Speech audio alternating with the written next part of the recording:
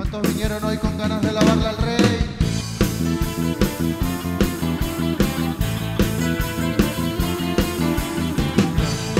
Y fuerte es nuestro Dios. Dígale grande y fuerte. Grande y fuerte es nuestro Dios. Grande y fuerte es nuestro Dios. Grande y fuerte es nuestro Dios. Vestido en majestad, coronado con poder, digno de toda la adoración. Vestido en majestad, coronado con poder, toda gloria y honra sea para Él. Grande y fuerte es nuestro Dios. Nuestro Dios es grande. Y fuerte es nuestro Dios. Grande Y fuerte es nuestro Dios. grande Y fuerte es nuestro Dios. vestido en majestad, Coronado con poder, digno de toda la adoración. vestido en majestad, Coronado con poder, toda gloria y honra sea para ti. Hoy te adoramos,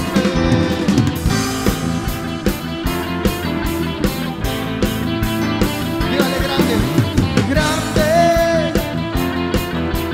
fuerte es nuestro Dios. Grande, fuerte es nuestro Dios. Grande y fuerte es nuestro Dios. Grande y fuerte es nuestro Dios. Grande y fuerte es nuestro Dios. Grande y fuerte es nuestro Dios. vestido en majestad, Coronado con poder, digno de toda la adoración. vestido en majestad, Coronado con poder, toda gloria y honra sea para Él.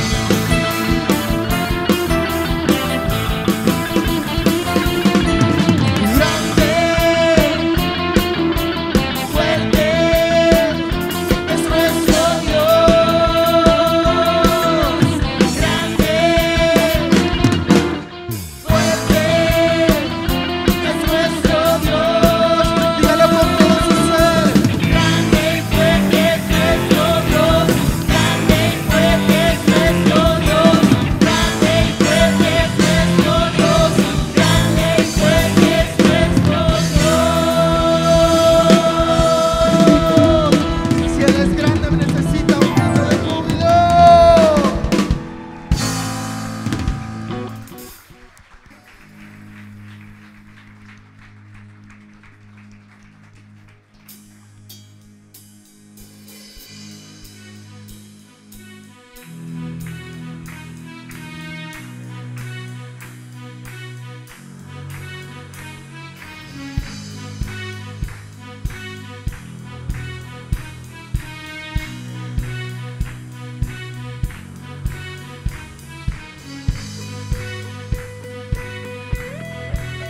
Tú eres grande, Dios.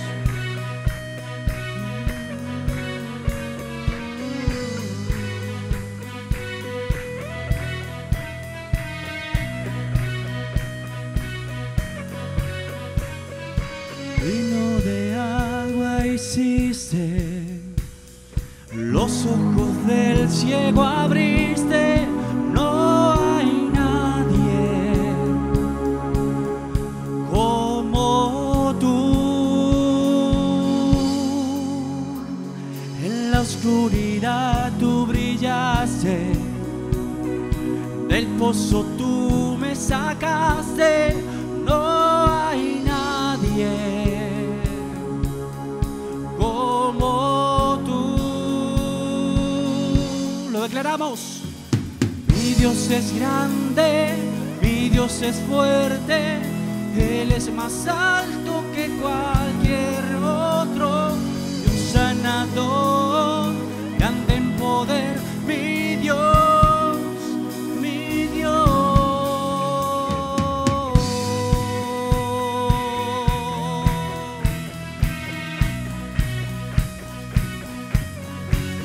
Tú eres grande, Dios, tú eres fuerte, Dios. En la oscuridad tú brillaste, del pozo tú me sacaste, no hay nadie como tú. Mi Dios es grande, mi Dios es fuerte, Él es más alto que cualquier otro. Dios sanador, grande en poder, mi Dios, mi Dios, mi Dios. Mi Dios es grande, mi Dios es fuerte, Él es más alto que cualquier otro. Dios sanador, grande en poder, mi Dios, mi Dios.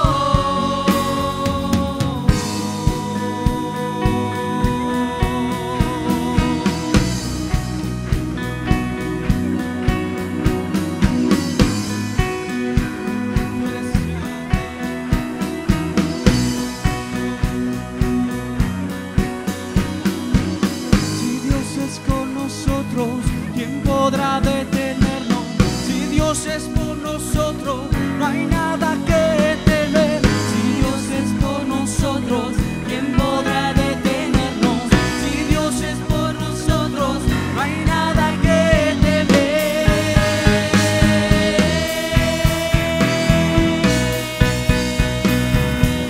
No hay nada que temer.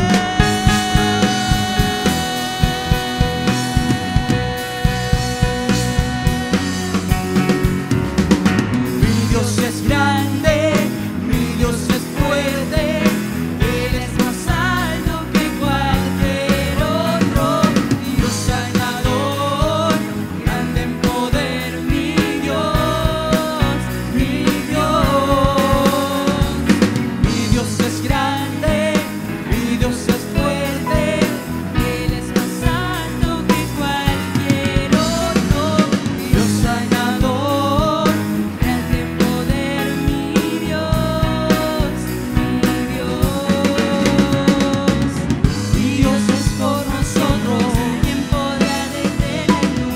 Si Dios es por nosotros, no hay nada que temer. Si Dios es por nosotros, ¿quién podrá detenernos? Si Dios es por nosotros, no hay nada que temer.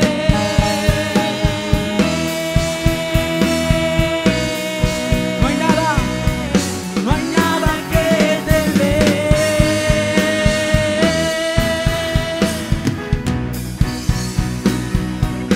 No hay nada que temer.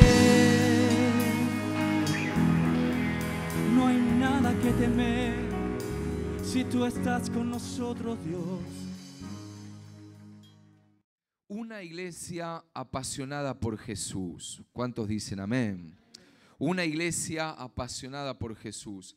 Y yo quiero esta noche que me pueda acompañar allí si tiene su Biblia, y si no, creo que lo vamos a poder ver en las pantallas también de la iglesia.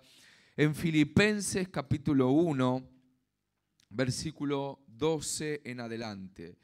Vamos a leer la palabra del Señor en esta noche. Justamente un mensaje cristocéntrico, amén, cristocéntrico, donde el centro de este mensaje va a ser el Señor Jesús en nuestras vidas. Una iglesia apasionada por Jesús. Oramos al Señor. Padre, queremos calibrarnos contigo esta noche, queremos pedirte tu bendición. Espíritu Santo, háblanos a través de tu mensaje, guíanos, que podamos entender la palabra de Dios y que quede guardada y atesorada en nuestros corazones, en el nombre precioso de Jesús. Amén. ¿Cómo será una iglesia apasionada por Jesús? ¿Cómo serán los miembros de una iglesia apasionada por Jesús? ¿Cómo será el pueblo de Dios, cada uno de nosotros, desde los líderes, los obreros, el que vino hoy por primera vez quizás? Yo quiero leer la carga que tuvo el apóstol Pablo sobre la iglesia y sobre la predicación del Evangelio. Yo quiero leer por unos minutos. Si después del Señor Jesús, por supuesto, hubo un hombre apasionado por Cristo, podemos llegar a decir que fue el apóstol Pablo. ¿Cuántos dicen amén?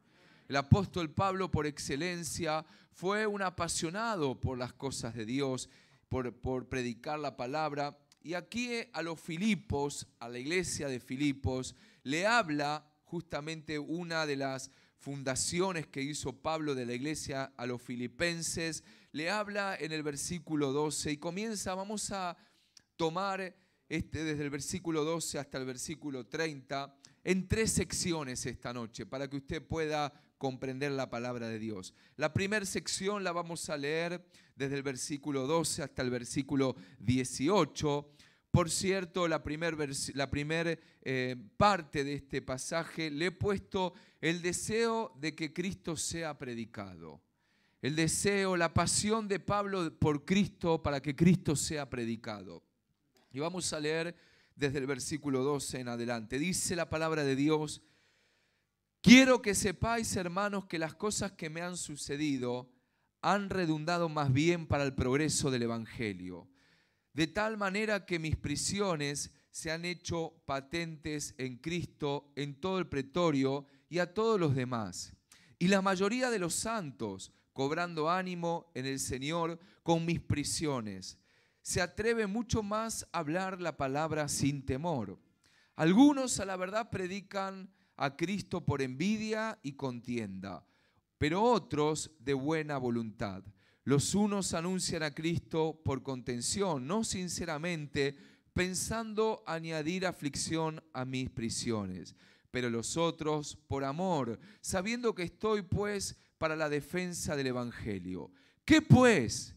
Que no obstante, de todas maneras, o por pretexto o por verdad, Cristo es anunciado, y en esto me gozo y me gozaré aún más.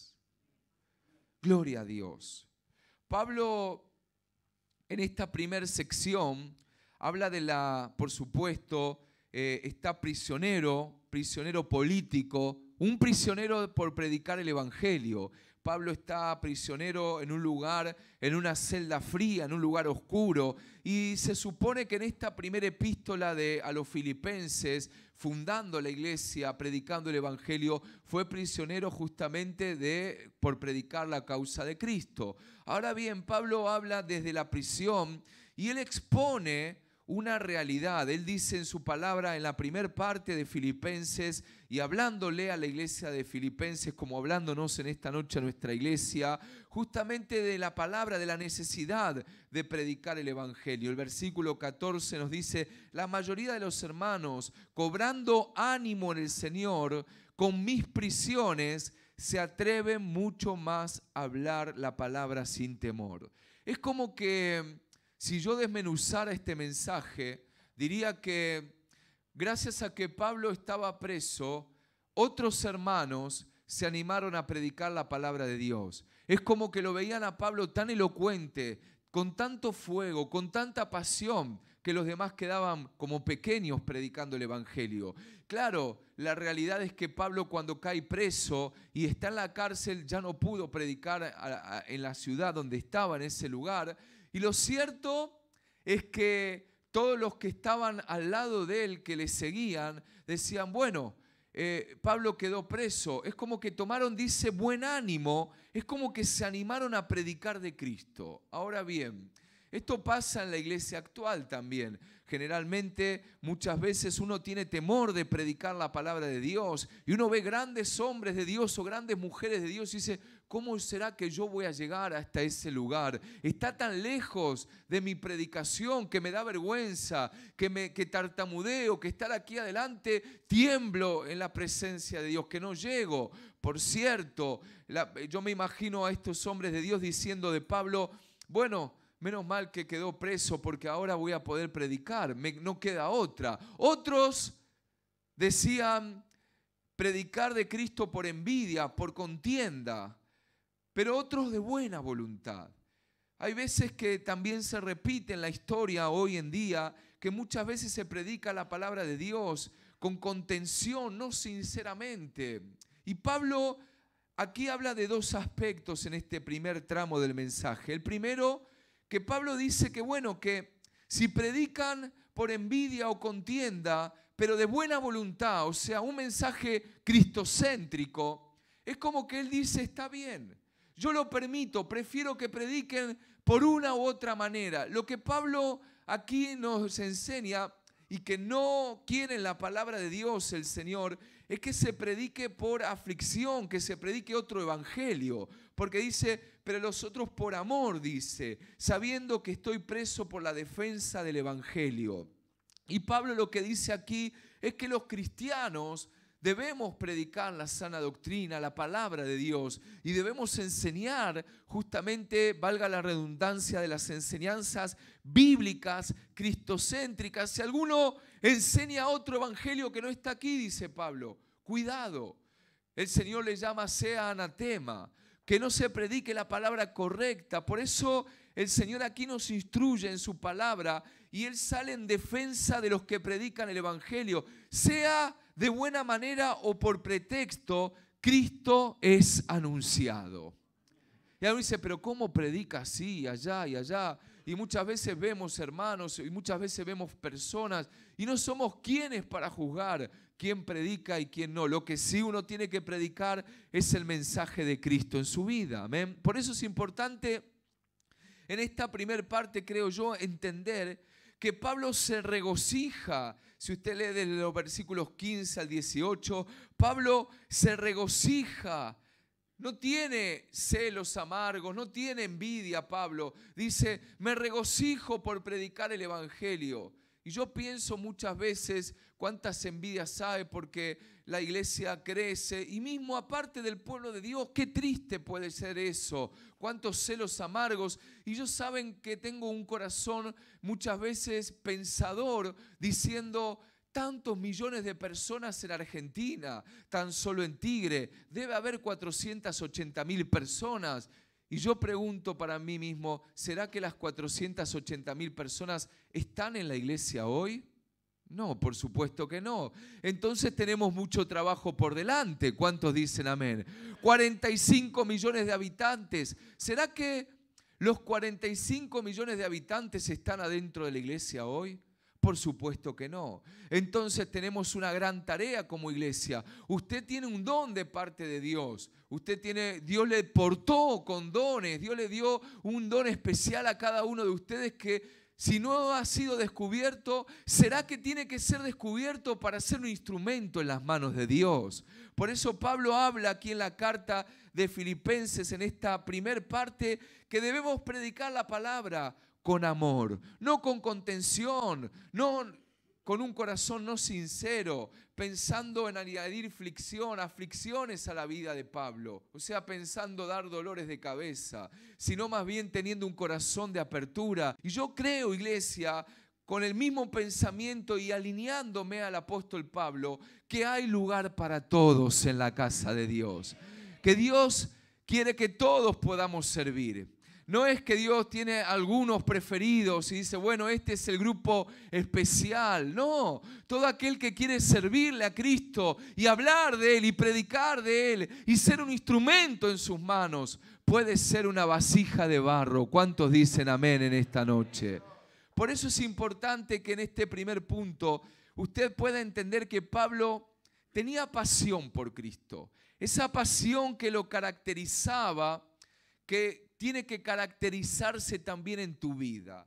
Esa pasión, ese deseo de que el mensaje de Cristo sea predicado en tiempo y fuera de tiempo. En todo momento, iglesia, por supuesto estamos viviendo los últimos tiempos. Y yo quiero hablarle, pero que se regocije en lo que está pasando. Usted es parte del pueblo de Dios. Usted es parte de esta iglesia. Yo le llamo la fortaleza, el lugar de entrenamiento, donde Dios lo prepara para salir en la semana y predicar la palabra de Dios. ¿Cuántos lo creen esta noche? Que este es el lugar de Dios, el lugar donde Dios se mueve, el lugar donde Dios hace milagros, el lugar donde Dios lo va a usar a usted. Pero yo tengo este pensamiento: en la casa de Dios hay lugar para todos. No tiene límites, no hay límites. El día que le prediquemos a los 45 millones de habitantes de Argentina, empezaremos a predicarle a las naciones de alrededor. Pero primero prediquemos la palabra de Dios a nuestro vecino. Primero oremos por Argentina. Primero prediquemos a nuestra familia de Cristo. Por eso este mensaje, la primera parte, pasión que Pablo tenía por Cristo. Esa pasión que se gozaba en predicar el Evangelio. La segunda parte de este mensaje nos habla desde el versículo 19 en adelante hasta el versículo 26 vamos a leer.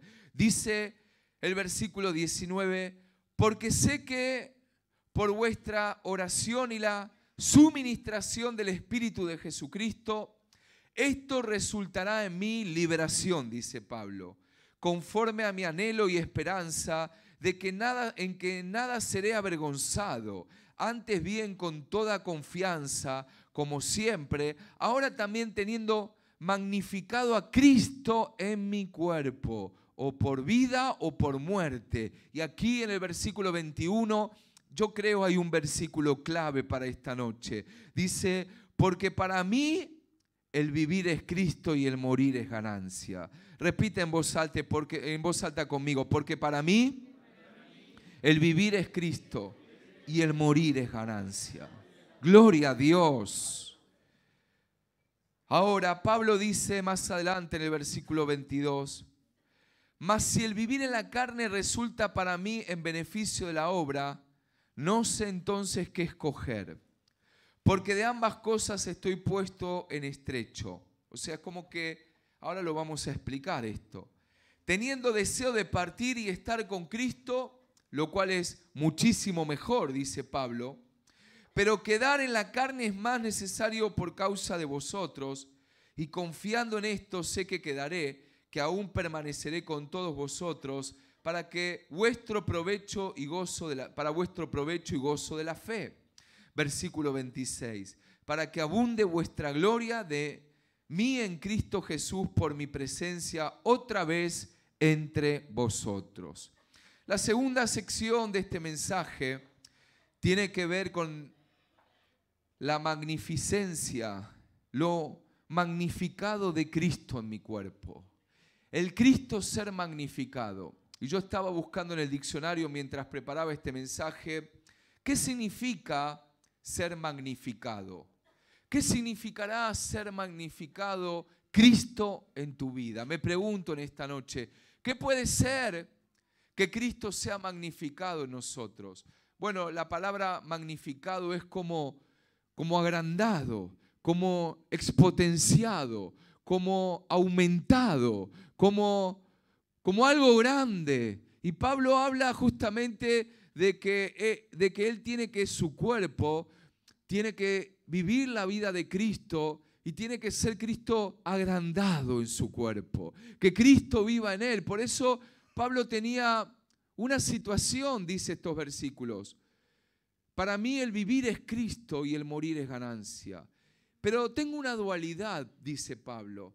A mí me encantaría irme al cielo con mi Señor Jesús, dice Pablo. A mí me gustaría estar en la presencia de Dios, pero si me voy, todavía no he predicado y no he terminado la palabra. Mejor conviene que me quede, dice Pablo.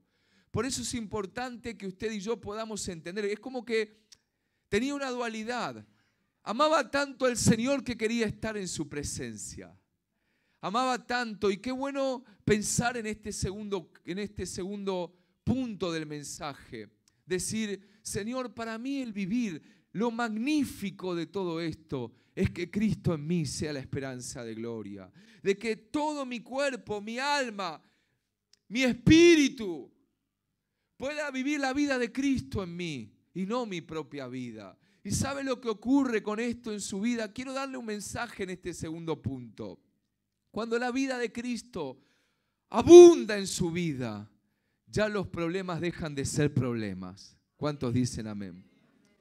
Cuando la vida de Cristo está en el centro de tu vida, ya tu vida deja de preocuparse por las cosas superficiales, porque el centro de la atención de tu vida pasa a ser Cristo. Por eso la pasión, una iglesia apasionada, alguien me dijo, vos te apasionás mucho por Cristo, pero ¿cómo no apasionarme si Cristo golpeó la puerta en mi corazón? Aquí hay muchos jóvenes a los 21 años de edad. Yo estaba perdido en un mundo oscuro, sin esperanza. Y Cristo golpeó la puerta de mi corazón, como golpeó en la puerta de los corazones de muchos de ustedes. Y salió a tu encuentro, y sopló vida, y sopló ánimo. Y un día entendí cuándo comenzó la carrera. Y sé el día que va a terminar cuando esté en la presencia de Dios. Pero en el mientras tanto, aquí en la tierra, seguiremos predicando, seguiremos confiando, seguiremos teniendo esperanza, seguiremos creyendo que el cristiano va de gloria en gloria y de victoria en victoria y que esto no se detiene. Los planes de Dios no se detienen en tu vida. ¿Sabes? Escúchame. Gloria a Dios. ¿Sabés cuándo comenzó? En mí comenzó a los 21 años. Esta carrera, este peregrinar, esta preciosa vida del ser cristiano. Pero no termina aquí. Hay esperanza para tu vida. El Señor renueva cada día, diría yo, las esperanzas. Cada mañana cuando te levantás, el Señor te renueva las esperanzas. ¿Cómo no aferrarse a Cristo? ¿En quién nos vamos a aferrar? ¿En quién vamos a confiar? ¿En quién vamos a entronar en nuestras vidas? Si el centro del eje de nuestras vidas tiene que ser Cristo. Por eso Pablo habla aquí, dice que tenía un dilema y que quería explicar ese dilema. Pero el segundo punto de este mensaje podemos llamarle que Cristo sea magnificado en nuestras vidas. Gracias por ese amén, hermana. Que Cristo sea exaltado en nuestras vidas. Que Cristo sea agrandado en nuestras vidas. Y el tercer punto, ya para ir concluyendo el mensaje, podemos verlo desde el versículo 27 al 30. En realidad puedo leer desde el versículo 26. El título que le he puesto a este tercer punto se llama Cristo sea glorificado en la vida del creyente. Dice el versículo 27, solamente, dice Pablo, que os comportéis como es digno del Evangelio de Cristo, para que sea que vaya a veros o que esté ausente, oiga de vosotros que estéis firmes en un mismo espíritu, combatiendo unánimes por la fe del Evangelio, y en nada intimidados por los que se oponen, que para ellos ciertamente es indicio de perdición, mas para vosotros de salvación, y esto es de Dios. Porque a vosotros os es concedido a causa de Cristo, no solo que creáis en Él, sino que también padezcáis con Él. Ningún amén acá, Y esta parte no me gustó mucho, pastor. Veníamos bien. Teniendo el mismo conflicto que habéis visto en mí y ahora oís que hay en mí. Hasta ahí la palabra del Señor. Es interesante este tercer aspecto que yo le he puesto, Cristo sea glorificado en tu vida. Cristo sea glorificado en cada uno de nosotros. ¿Qué tipo de conducta es digna de imitar a Cristo? ¿Qué tipo de conducta? Dice que nada, el versículo 27 podemos observarlo, digno del Evangelio, que nos comportemos como es digno del Evangelio de Cristo. ¿Cómo será comportarse como es digno del Evangelio de Cristo? Te pregunto esta noche. ¿Cómo será que si Pablo no va a venir a vernos esta noche, pero sí hay un pastor aquí hablándote y diciéndote, ¿cómo será? Dice la palabra de Dios, estando firmes en un mismo espíritu, combatiendo, firmes, combatiendo, unánimes por la fe del Evangelio y en nada siendo intimidados por los que se oponen. ¿Cuántas veces va a escuchar personas que se oponen al Evangelio? Ya basta, maldecía ese Dios. Ya basta. No quiero escuchar más de ese Cristo. Yo soy ateo. Ya basta. Esos se oponen en la fe. Los que se oponen, Pablo dice, ellos ciertamente son indicio de perdición. Pero vosotros, ustedes, de salvación. Y esto es de Dios. Amén. Y dice el versículo 29, porque a vosotros os es concedido a causa de Cristo, no solo que creáis en Él. Miren qué privilegio. A ustedes, a nosotros, los pastores, los líderes, a todos los que estamos esta noche en el nombre de Jesús en la iglesia, la Biblia dice, nos es concedido. ¿Sabe lo que significa ser concedido? Que Dios le dio el privilegio. Usted tiene el privilegio de vivir para Él, de sufrir para Él, de tomar su cruz y seguirle, de decir, Señor, esto es lo que necesito escuchar para mi vida. Usted tiene el privilegio de disfrutar de las bendiciones de Dios, por supuesto, pero también tiene el privilegio de la salvación y la vida eterna. Pero también tiene el privilegio de no ser un espectador mirando desde afuera mientras cargaban a Jesús, sino yendo con Jesús a la cruz. Eso es diferente. Si vivimos, vivimos para Él. Si morimos, morimos para Él. ¿Cuál es el propósito para su vida? ¿Cuál es el propósito de Dios entonces en este tercer mensaje, en este tercer punto? Que la gloria de Dios resplandezca en usted. Que la gloria de Dios esté en usted. Que la gloria de Dios esté en su casa, en su familia. Cuando usted se empapa como esta noche de este mensaje, cuando usted se apasiona como Pablo por Cristo, comienza a vivir una vida, le aseguro, plena. La Biblia dice, hay plenitud en Cristo. Él solo puede traerle plenitud. Ahora, antes de terminar este mensaje y en esta conclusión, yo quiero preguntarles algo en esta noche. Yo quiero preguntarles, ya para terminar mi mensaje y orar, ¿cuál es tu gran pasión? ¿Cuál realmente es tu gran pasión? ¿Qué es lo que más te apasiona? Tu verdadera pasión. Si tuvieras que hacer una lista en una hoja, desde arriba, desde el primer punto en tu vida, yo te quiero llamar esta noche y te quiero preguntar, ¿cuál sería tu gran pasión? ¿Qué pondrías en el primer punto?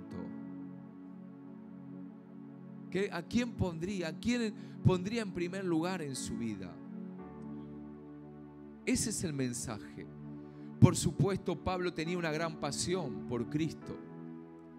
Y yo quiero animarte a tener esa misma pasión. De eso se trata la línea de este mensaje. La línea de este mensaje es, sea que viva, sea que pase por tribulación, sea que me digan de todo, yo no dejaré de adorarte. Yo no dejaré de exaltar. Sea que pase por pobreza o por riqueza, sea que pase por tribulaciones, sea que pase por momentos difíciles de este peregrinar de la vida. Tú me has cautivado, tú me has llamado. Y eso es lo más precioso que usted puede vivir. Valga la redundancia, la vida de Cristo en usted. Por eso yo quiero esta noche, humildemente, desde un pastor con un corazón de siervo, decirle, ponga en primer lugar en su lista a Cristo. Póngalo a Él. Primero en la lista diciendo: Señor, más que las salidas, a los jóvenes, más que la plata, el dinero, porque eso es pasajero, ya lo sabemos. Hoy está, mañana no, y pasado mañana va a volver a estar. Dije va a volver a estar, ¿por qué no? Claro que sí. Pero la persona de Cristo en usted, que va a hacer que florezca, que va a hacer que viva, que va a hacer que su semblante cambie y que diga: gloria a Dios, tengo un motivo por qué vivir. Tengo un motivo por qué adorar. Tengo un motivo por qué servirle. Ya déjate de preocupar por cosas muy superficiales. Pero para usted es superficial, para mí es un problemón, pastor.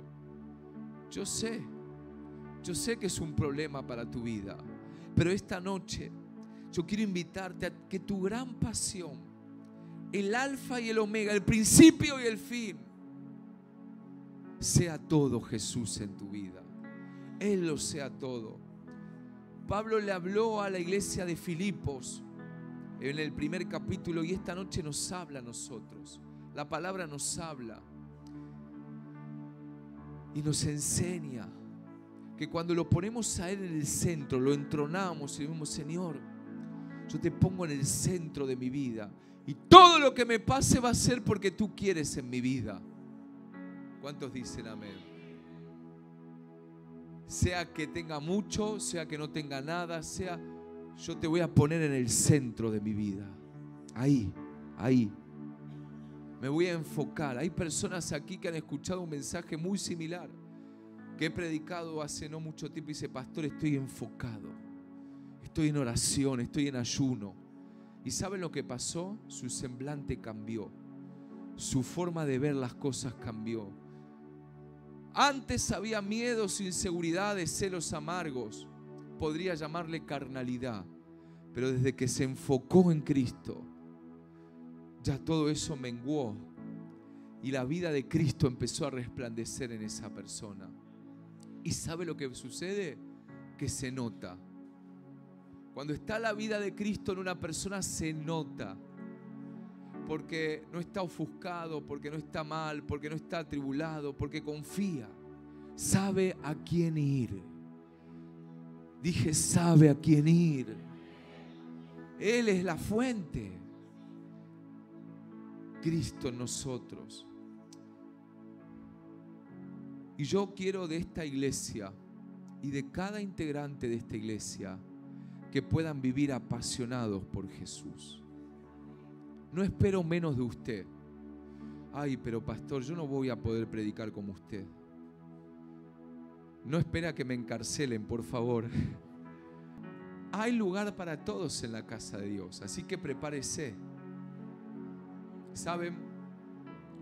Pablo tenía, y ya con esto le prometo que voy a orar, pero Pablo tenía una gran responsabilidad sobre la familia de Dios, sobre el pueblo de Dios.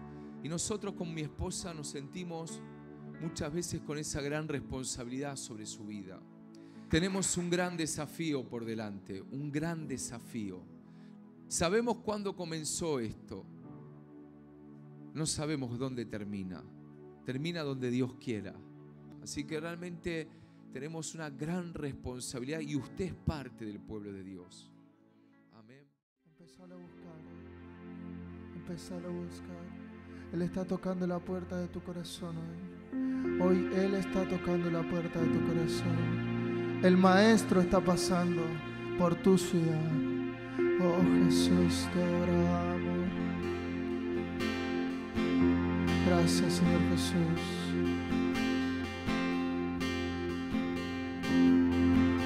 Yo te bendigo, papá. Preciso de ti.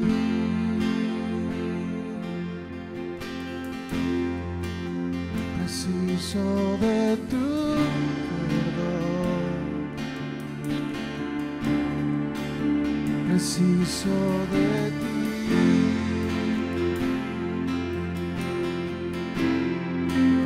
Quebranta mi corazón.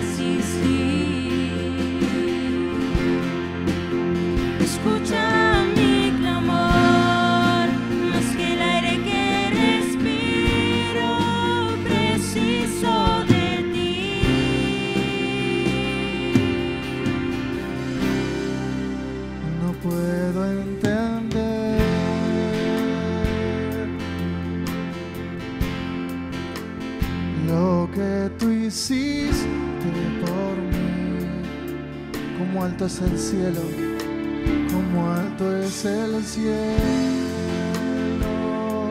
Tu misericordia sin fin, tu misericordia sin fin.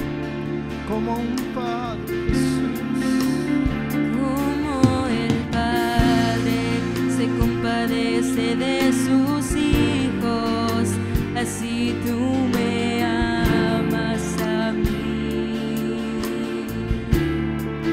Alejas de mí las transgresiones, preciso de ti.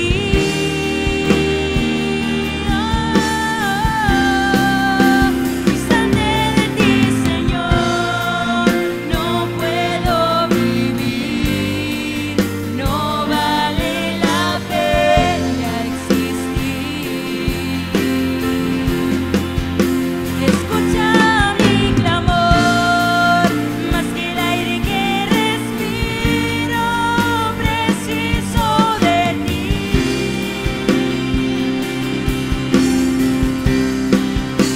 Distante de ti, Señor, no puedo vivir, no vale la pena existir.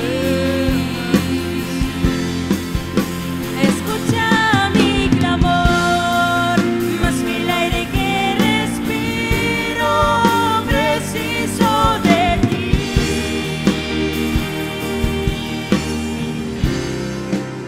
Distante de ti, Señor, no puedo vivir, no vale la pena existir. Escucha nuestro clamor, Señor.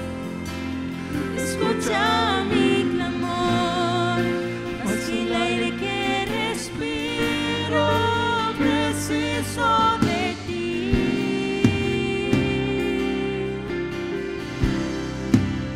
Distante de ti, Señor, no puedo vivir, no vale la pena existir. Escucha mi clamor, más que el aire que respiro, preciso de ti.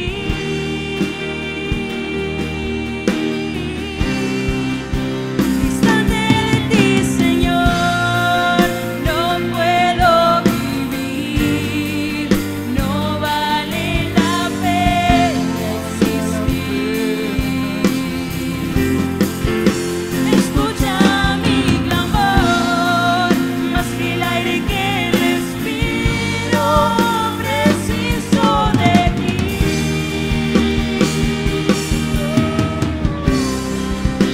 Distante de ti, Señor, no puedo vivir, no vale la pena existir. Escucha mi clamor, más que el aire que respiro, preciso de ti. Dígalo con su corazón. Distante de ti, Señor, no puedo vivir, no Vale la pena. Esto es una declaración hacia el Padre. Es una declaración al Rey. Escucha mi clamor, más que el aire que respiro, preciso de ti.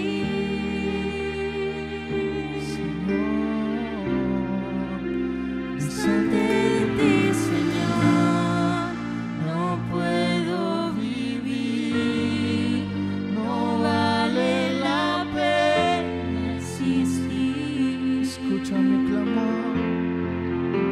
Escucha mi clamor, más que el aire que respiro,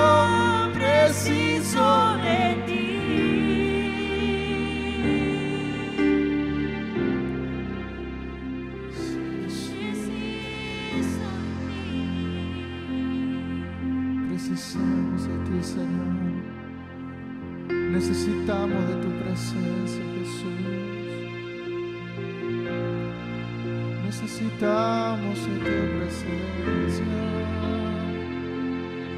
Necesitamos de ti, Jesús. Empieza a buscar al Padre. Si tenés que hablar en lenguas, empieza a hablar en lenguas. El Padre está en ese lugar. Necesitamos de ti, Jesús.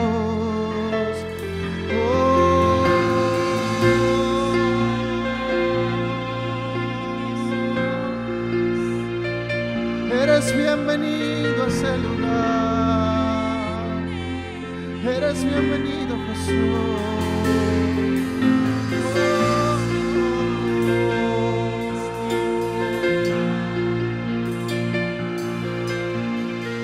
Te adoramos, Rey.